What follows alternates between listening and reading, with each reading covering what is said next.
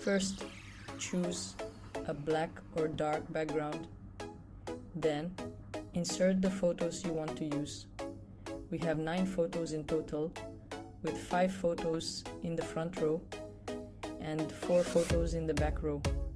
Next, scale the photos, making the biggest one in the middle. Once you're happy with the photos size, tidy up the photos using an arranged menu. Now, for the back row, select 4 photos, scale them to the size you want, ensuring they are much smaller than the front row photos.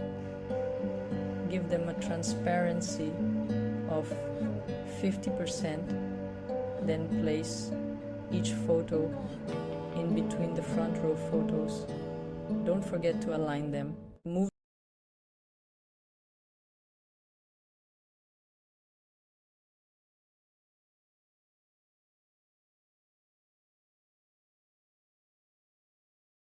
Moving on to the front row photo shadow. Select a photo in the front row, copy it, and flip it vertically.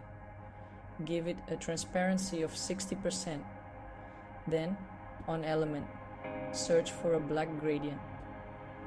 Place the gradient on top of the flipped photo and resize the gradient background.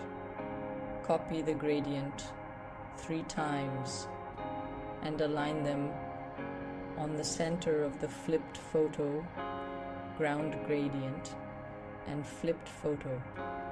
Repeat this step for the other photos on the front row.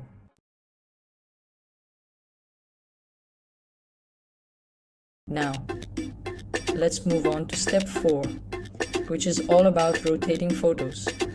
First, duplicate the page.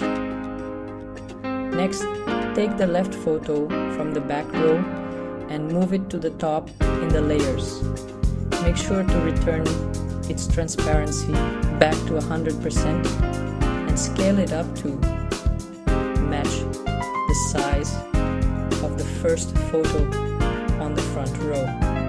Each photo on the front row will then move to the right. Remember to scale them to fit the size and move their shadow along too. The last photo on the front row becomes the photo in the back row.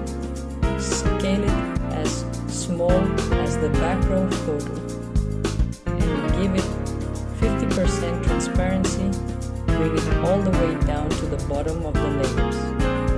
Then move each back row foot to the left, but remember to keep them aligned. Repeat this step for the other photos.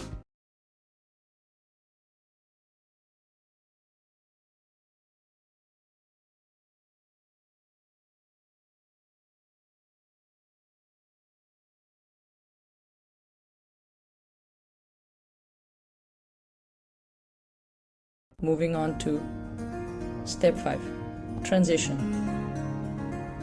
Go to the transition menu and choose match and move, setting the timing to half a second. Apply this transition between all pages. Then adjust the time of each page to 2.5 seconds.